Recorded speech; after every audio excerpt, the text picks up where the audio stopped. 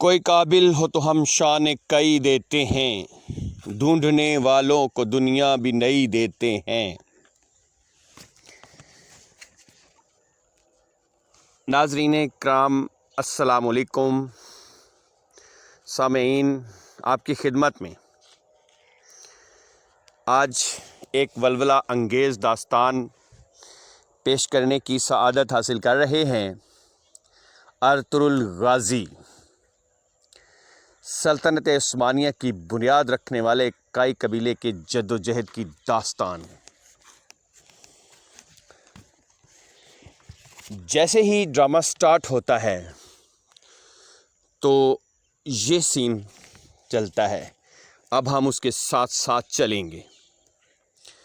اگلے ہی لمحے درختوں کے عقب سے خشک پتوں کی سرسراہٹ سنائی دی، اور پھر ہوا کے دبیز پردے کو چیرتا ہوا تیر اس صلیبی سپاہی کی گردن میں ترازو ہو گیا، جس کے خوف سے مظلوم قیدی لڑکی کے چہرے کی رنگت زرد پڑ چکی تھی۔ یہ سب کچھ اس قدر اچانک ہوا تھا کہ وہاں موجود صلیبی سپاہیوں کا دستہ ہی نہیں، قیدی لڑکی، اس کا کمسن بھائی اور شدید زخمی بوڑھا باپ بھی چونک گئے تھے۔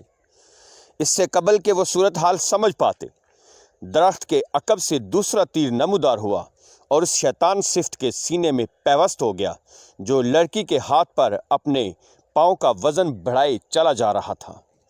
اسے تیورا کر گرتا دیکھ کر بکھلائے ہوئے صلیبی سپاہیوں نے پلک جھپکتے میں تلواریں نکال لیں اور گھبراہٹ کے عالم میں ادھر ادھر دیکھنے لگے۔ حملہ آور کون تھا اور کہاں سے ان کے لیے موت کے پروانے جاری کر رہا تھا، وہ ابھی تک سراغ لگانے میں کامیاب نہیں ہو پائے تھے۔ اس پل صلیبی سپاہیوں کو جنگل کا ہر شجر فرشتہ اجل دکھائی دے رہا تھا۔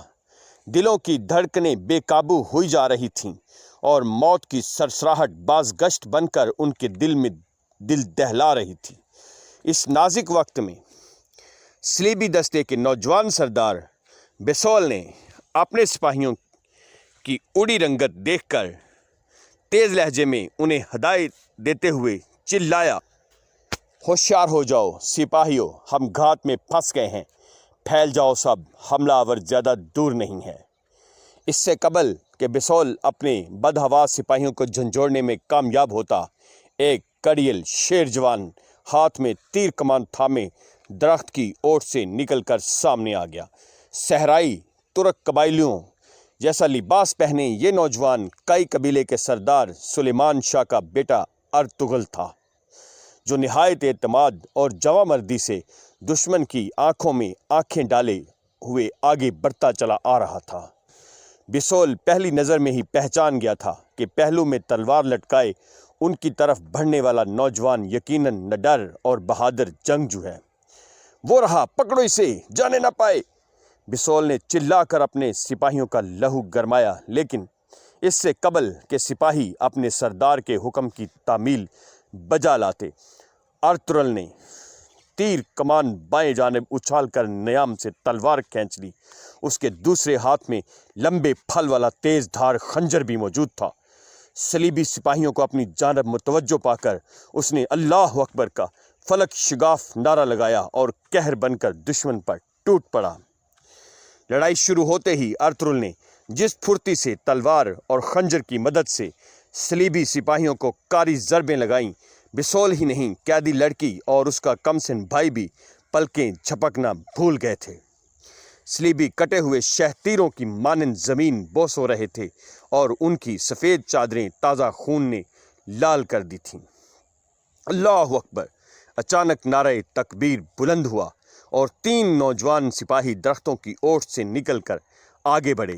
یہ ارطغرل کے تین جانباز دوست روشان، نورگل اور بابر تھے، جو اس کی مدد کو پہنچ چکے تھے۔ چاروں ترک نوجوان اس مہارت سے اپنے ہتھیاروں کا استعمال کر رہے تھے کہ میدان میں صلیبی سپاہیوں کی لاشیں بڑھتی چلی جا رہی تھیں۔ جنگل تلواروں کی کھنک اور صلیبیوں کی بھیانک چیخوں سے گونج رہا تھا، اور پرندے حق و باطل کی اس لڑائی میں محو ہو کر اڑان بھول گئے تھے۔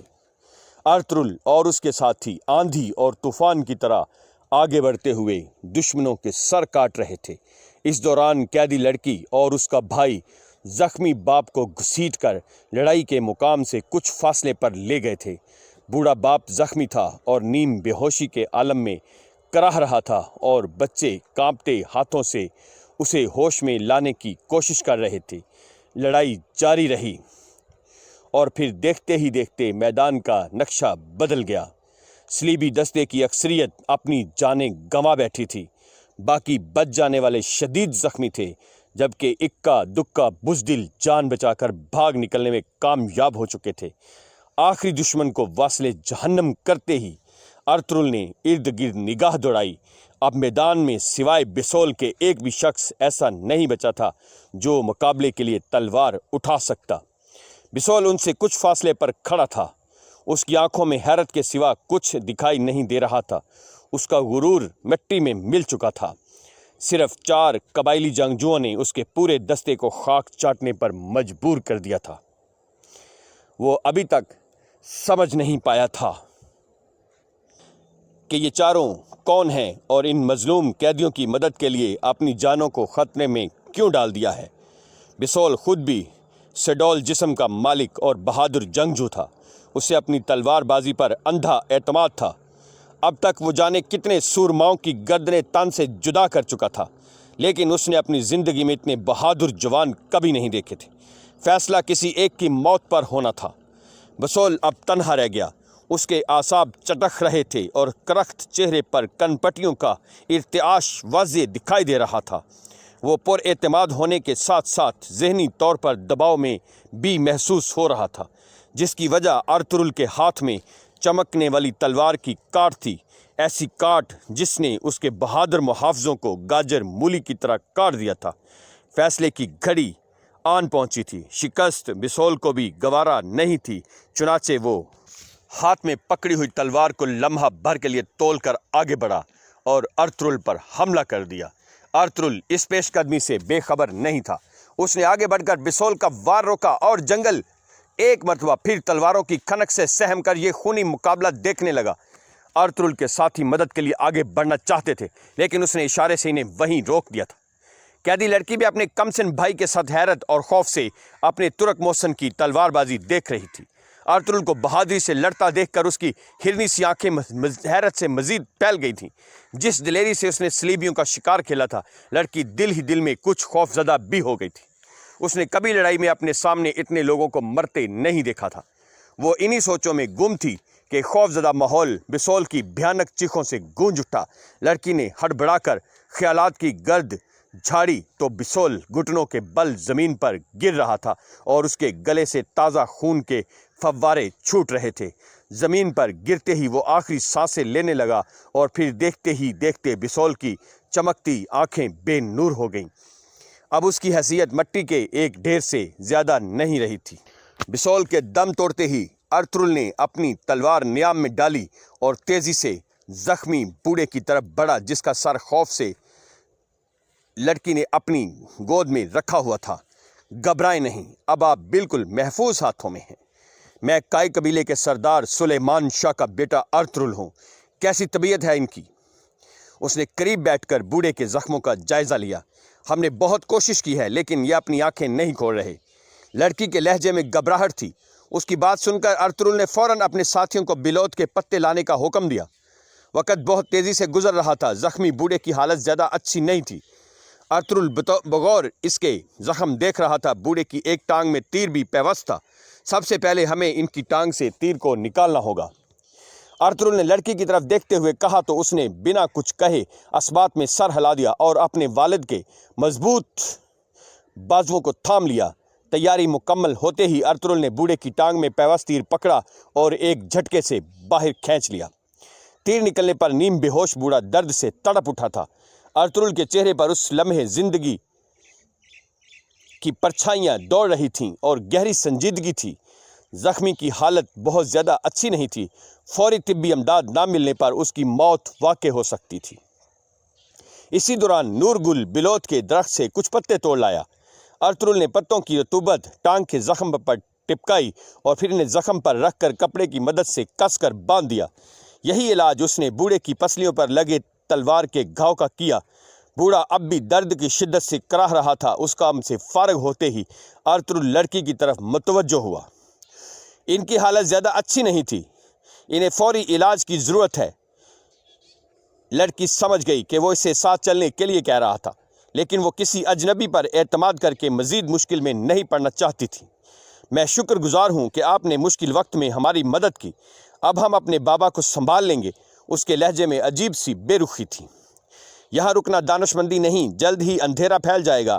اس گھنے جنگل میں کوئی آپ کی مدد کے لیے نہیں پہنچ سکے گا۔ ہاں، البتہ یہ ضرور ممکن ہے کہ جان بچا کر بھاگنے والے صلیبی اپنے تازہ دم سپاہیوں کے ہمراہ یہاں پہنچ جائیں۔ ارطغرل نے اسے سمجھانا چاہا۔ لڑکی اب بھی ان کی مدد قبول کرنے سے کترا رہی تھی، جبکہ اس کا بھائی بغور ان دونوں کی گفتگو سن رہا تھا۔ وہ اپنی بہن کے یوں مدد ٹھکرانے پر پریشان دکھائی دے رہا تھا۔ لڑکی کا انکار سن کر جیسے ہی ارطغرل زخمی بوڑھے کو چھوڑ کر اپنے ساتھیوں کی جانب مڑا، وہ سرگوشی کے سے انداز میں اپنی بہن سے بولا، ضد مت کریں آپا، بابا کی حالت اچھی نہیں ہے، گھنے جنگل میں ہماری مدد کے لیے کون آئے گا؟ لڑکی کسی صورت ایک اجنبی کا احسان نہیں لینا چاہتی تھی، لیکن بھائی کے احساس دلانے پر چونک کر اس کی جانب دیکھنے لگی۔ بھائی اگرچہ کم سن تھا، لیکن اس کا خدشہ غلط نہیں تھا۔ اگر یہ اجنبی چلے جاتے تو کوئی ان کی مدد کو نہ آتا۔ اپنے زخمی باپ کے ساتھ گھنے جنگل میں ٹھہرنا ان کی مشکلات میں اضافہ کر سکتا تھا۔ چنانچہ تذبذب بھرے لہجے میں وہ ارطغرل کی جانب دیکھتے ہوئے بولی، ٹھیک ہے، ہم آپ کے ساتھ جانے کے لیے تیار ہیں۔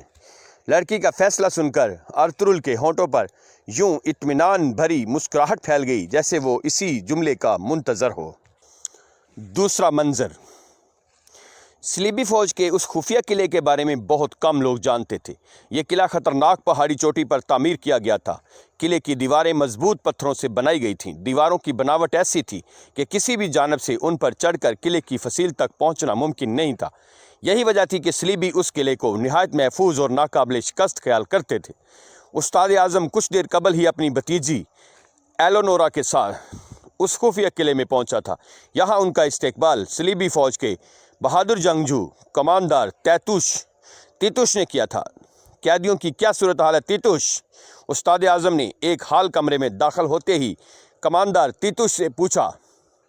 آپ بے فکر رہیں استاد محترم، یہ ذمہ داری میں نے اپنے جانباز بھائی بسول کو سونپی ہے۔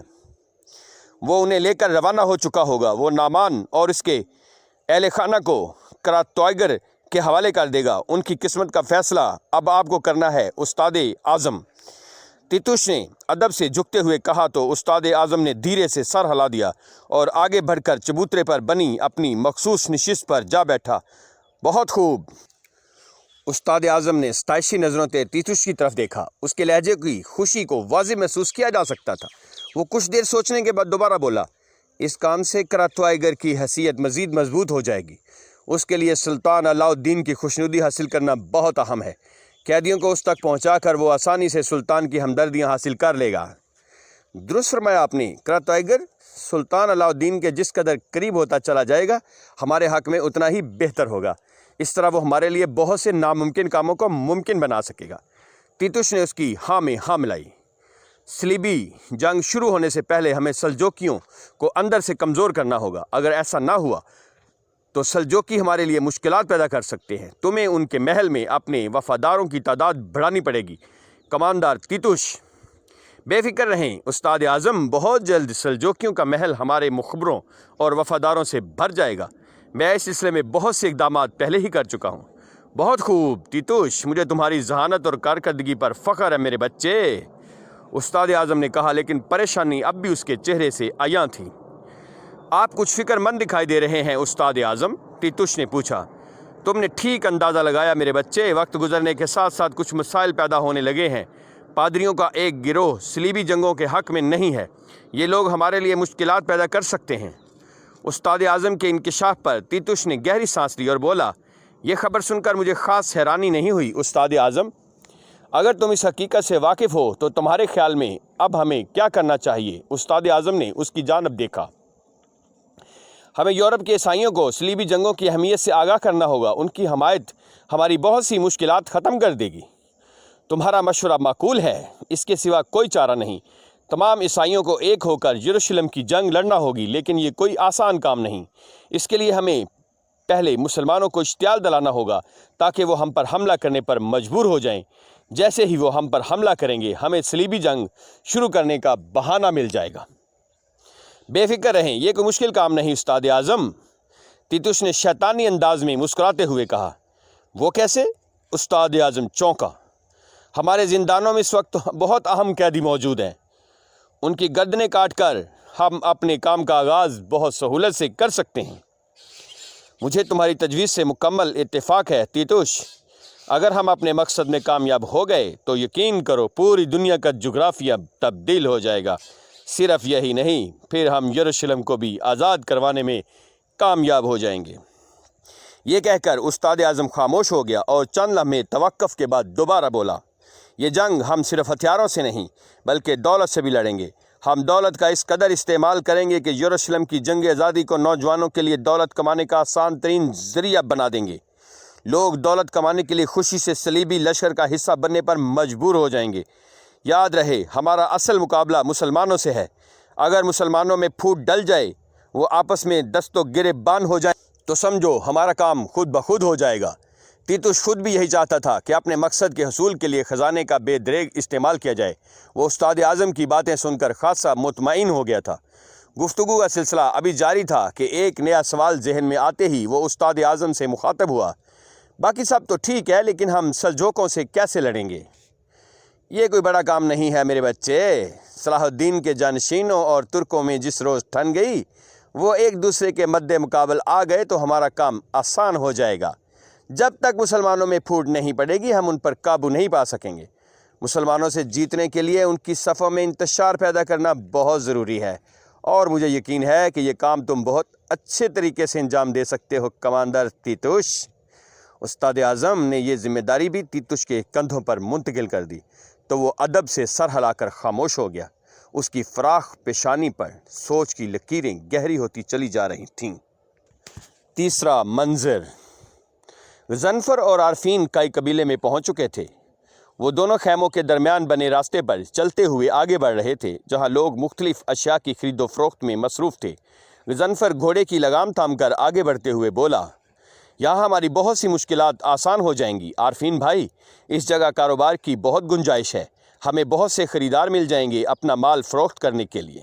اس نے کائی قبیلے کے بوڑھے لوہار دیلی دمیر کو بلند آواز میں سلام کیا تو دیلی دمیر وعلیکم السلام کہتے ہوئے یوں ان کی جانب دیکھنے لگا جیسے پہچاننے کی کوشش کر رہا ہو۔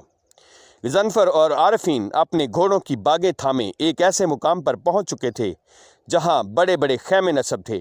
یہ خیمے قبیلے کے معززین کے تھے۔ عارفین اور غضنفر ایک بڑے خیمے کے قریب پہنچ کر بانس سے گوڑے باندھنے لگے۔ اسی وقت خیمے کا پردہ ہٹا اور ریشمی پوشاک پہنے ایک ادھیڑ عمر شخص باہر نکل آیا۔ یہ کائی قبیلے کے معزز سرداروں میں سے ایک کردوگلو تھا۔ قبیلے کے سردار سلیمان شاہ کے بعد کردوگلو کو خاص اہمیت حاصل تھی۔ جیسے ہی کردوگلو کی نظر غضنفر کے چہرے پر پڑی وہ مسکراتا ہوا اس کی جانب بڑھا اور خوش آمدید کہتے ہوئے گلے سے لگا لیا۔ پھر غضنفر اپنی آمد کا مقصد بیان کرتے ہوئے بولا، میرا تجارتی قافلہ ابھی سیاہ پہاڑوں کے پیچھے ہے۔ میں سلیمان شاہ سے اجازت لینے آیا ہوں تاکہ یہاں اپنی اشیاء فروخت کر سکوں، کیونکہ میں جانتا ہوں کہ بنا اجازت حاصل کیے قبیلے میں مال تجارت فروخت کرنے پر پابندی ہے۔ یہ بتاؤ کیا سلیمان شاہ سے ملاقات ہو سکتی ہے؟ ہاں، کیوں نہیں میرے دوست، کردوگلو نے اس کے کندھے پر ہاتھ رکھتے ہوئے کہا اور پھر سلیمان شاہ کے خیمے کے باہر کھڑے دربان سے مخاطب ہوا۔ آقا سے کہو غضنفر ان سے ملاقات کی اجازت چاہتا ہے۔ دربان یہ سنتے ہی اندر چلا گیا۔ حاضری کی اجازت ملتے ہی غضنفر نے سردار سلیمان شاہ کے لیے تحائف سے بھرا ہوا ایک صندوق اٹھایا اور خیمے کے اندر چلا گیا۔ اس کے ساتھ آنے والا عارفین اب بھی گھوڑوں کے پاس کھڑا تھا۔ عارفین ادھیڑ عمر لیکن مضبوط جسم کا مالک تھا۔ اس نے سر پر سیاہ کپڑا پگڑی کی طرح لپیٹا ہوا تھا جبکہ داڑھی کے بال کافی حد تک سفید تھے۔ غضنفر کے جاتے ہی کردوگلو کی نظر عارفین کے چہرے پر پڑی تو وہ یوں چونک کر اسے دیکھنے لگا جیسے پہلے کہیں اسے مل چکا ہو۔ وہ چند لمحے اپنے حافظے کا امتحان لیتا رہا اور پھر یاد نہ آنے پر خاموشی سے آگے بڑھ گیا۔ زیادہ وقت نہیں گزرا تھا کہ غضنفر بھی سلیمان شاہ کے خیمے سے باہر نکل آیا۔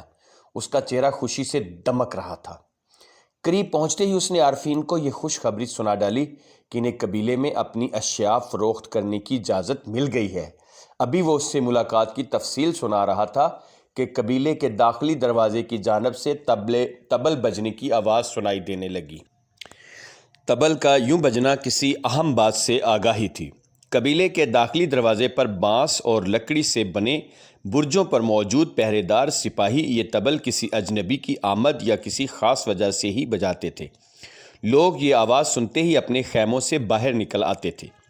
وہ داخلی دروازے کی جانب دیکھتے ہوئے آپس میں سرگوشیاں کر رہے تھے کہ خیموں کے درمیان بنے راستے پر چند گھڑ سوار آگے بڑھتے دکھائی دیے۔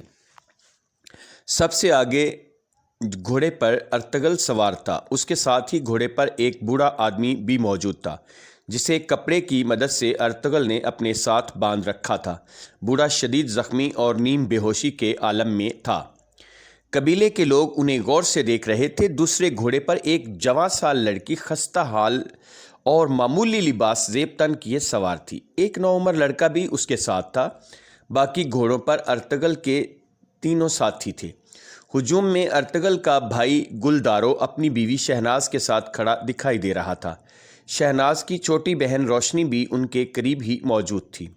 روشنی جوانی کی دہلیز پر قدم رکھتے ہی ارطغرل کی محبت میں گرفتار ہو گئی تھی، مگر کبھی اپنے جذبات کا اظہار نہیں کیا تھا۔ صرف شہناز اپنی بہن کی دلی کیفیت سے آشنا تھی اور وہ چاہتی تھی کہ روشنی بھی کائی قبیلے کی بہو بنے۔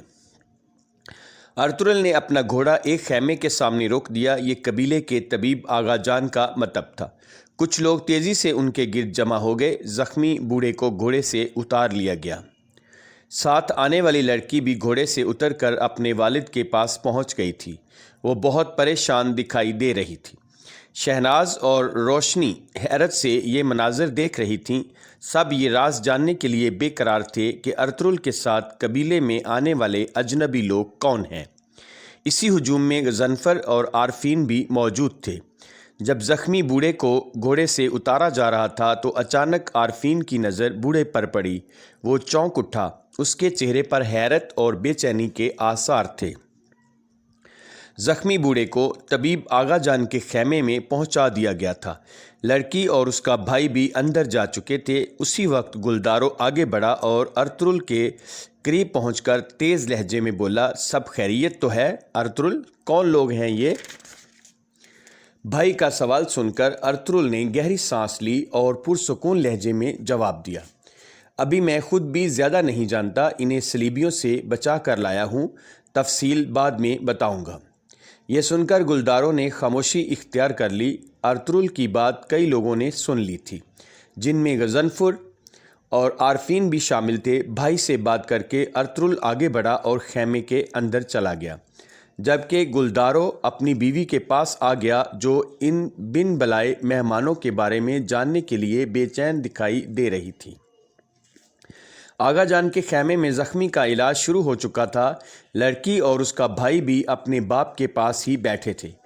آغا جان کچھ دیر تک خاموشی سے اپنا کام کرتے رہے اور پھر ارطغرل کی جانب دیکھتے ہوئے بولے، پسلی کی ہڈی ٹوٹنے سے بچ گئی ہے، البتہ ٹانگ شدید زخمی ہے۔ تم نے اچھا کیا کہ بلوت کے پتے باندھ دیے، خون کا بہاؤ نہ روکا جاتا تو جان بھی جا سکتی تھی۔ آغا جان کی بات سن کر ارطغرل نے خدا کا شکر ادا کیا اور لڑکی کی جانب دیکھتے ہوئے مخاطب ہوا، آپ کے بابا اب محفوظ ہاتھوں میں ہیں۔ میرا خیال ہے کہ ہمیں باہر چلنا چاہیے تاکہ آغا جان تسلی سے اپنا کام کر سکیں۔ ارطغرل نے انہیں تسلی دی تو دونوں بھائی بہن اپنی جگہ سے اٹھ کھڑے ہوئے اور خیمے سے باہر آ گئے۔ اللہ کا شکر ہے کہ آپ بر وقت وہاں پہنچ گئے، ورنہ جانے کیا ہو جاتا۔ لڑکی نے ممنون نظروں سے ارطغرل کی طرف دیکھا۔ لیکن فکر مت کریں، ہم آپ کو زیادہ تکلیف نہیں دیں گے۔ جیسے ہی بابا کی طبیعت سنبھلی، ہم اپنی منزل کی جانب روانہ ہو جائیں گے۔ کیسی باتیں کر رہی ہیں آپ؟ مہمان کبھی بھی بوجھ نہیں ہوتا۔ انسان جہاں پہنچتا ہے اس کا رزق پہلے ہی وہاں پہنچا دیا جاتا ہے، ارطغرل نے کہا اور پیچھے خود سوچ کر اس سے پوچھا، کیا آپ بتانا پسند کریں گی کہ یہ صلیبی آپ کو کہاں لے جا رہے تھے؟ ارطغرل کا سوال سنتے ہی لڑکا ہر بڑھا کر اپنی بہن کی جانب دیکھنے لگا۔ کچھ ایسی ہی کیفیت لڑکی کی تھی، مگر وہ جلد ہی سنبھل گئی اور دھیمے لہجے میں بولی، میرے والد ایک بڑے تاجر ہیں، صلیبیوں نے ہمیں نہتہ دیکھ کر پکڑ لیا تھا، معلوم نہیں کہ وہ ہمیں کہاں لے جا رہے تھے، شاید وہ ہمیں کہیں فروخت کرنا چاہتے تھے۔ ارطغرل اس کی وضاحت سے مطمئن نہیں ہوا تھا، لڑکی اس سے کوئی اہم بات چھپا رہی تھی۔ ارطغرل ان مشکل حالات میں بھائی بہن کو مزید پریشان نہیں کرنا چاہتا تھا، چنانچہ وقتی طور پر اسبات میں سر ہلا کر خاموش ہو گیا۔ قبیلے کی روایات کے مطابق انہیں اپنے مہمانوں کا ہر صورت خیال رکھنا تھا، یہی اس کے آباء و اجداد کا دستور تھا۔ منظر نمبر 4۔ سفاک اور مفاد پرست حکمران کراتوائیگر اس وقت کاروان سرائے میں موجود تھا۔ کراتوائیگر کے چند خاص لوگ بھی اس کے ہمراہ تھے۔ وہ اپنے کماندار سے وصولی لگان کی تفصیل معلوم کر رہا تھا، جو ہر سوال کا جواب نہایت محتاط انداز میں دے رہا تھا۔ ترک قبیلوں سے لگان وصول کرنے میں ہمیں بہت سی مشکلات کا سامنا کرنا پڑ رہا ہے میرے آقا۔ کیسی مشکل؟ کراتوائیگر گررایا۔ مسئلہ یہ ہے کہ وہ قبیلے کسی ایک جگہ مستقل قیام نہیں کرتے۔ جب تک لگان وصول کرنے کا وقت آتا ہے، اکثر قبیلے اپنی جگہ سے کوچ کر چکے ہوتے ہیں۔ کماندار نے جواب دیا، وہ چھوٹے چھوٹے قبیلوں میں بٹ گئے ہیں تو ان میں کوئی بڑا قبیلہ بھی ہوگا۔ کراتوائیگر نے ناگواری سے پوچھا، جی میرے آقا، ان میں سے سب سے بڑے قبیلے کا نام کائی قبیلہ ہے۔ یہ لوگ منگولوں سے بچتے ہوئے ہمارے علاقے میں گھس آئے تھے۔ اسے بتایا گیا۔ سردار کون ہے اس قبیلے کا؟ کراتوائیگر نے پوچھا۔ سردار سلیمان شاہ۔ قبیلے میں خیموں کی تعداد 2000 کے لگ بھگ ہے، مگر یہ لوگ بہت جنگجو اور دلیر ہیں، ان سے لڑنا آسان نہیں۔ کماندار نے دبے لفظوں میں خبردار کیا، کیا وہ لوگ ہمارے علاقے میں رہتے ہوئے لگام دے رہے ہیں؟ کیا وہ لوگ ہمارے علاقے میں رہتے ہوئے لگان دے رہے ہیں؟ کراتوائیگر نے اس کی طرف دیکھا۔ جی میرے آقا، کئی قبیلہ لگان ادا کر چکا ہے۔ یہ سن کر کراتوائیگر کے چہرے پر اطمینان کی لہر دوڑ گئی اور وہ فاتحانہ انداز میں بولا، اس بار ان سے وقت سے پہلے لگان طلب کرو۔ مگر میرے آقا، حکم سن کر کماندار نے کچھ کہنا چاہا۔ جو کہا گیا اس پر عمل کرو۔ اگر لگان وقت پر نہیں ملے گا تو سلطنت کا نظام کیسے چلے گا؟ کراتوائیگر نے گراتے ہوئے کہا۔ کماندار خاموش ہو گیا۔ کراتوائیگر نے گراتے ہوئے کہا تو کماندار خاموش ہو گیا۔ بات جاری تھی کہ کمرے کا دروازہ کھلا اور ایک سپاہی بدحواسی کے عالم میں اندر داخل ہوا۔ وہ تیز تیز قدم اٹھاتا کراتوائیگر کے نزدیک آیا اور سینے پر ہاتھ رکھ کر ادب سے جھکتے ہوئے بولا، ایک اہم خبر لائے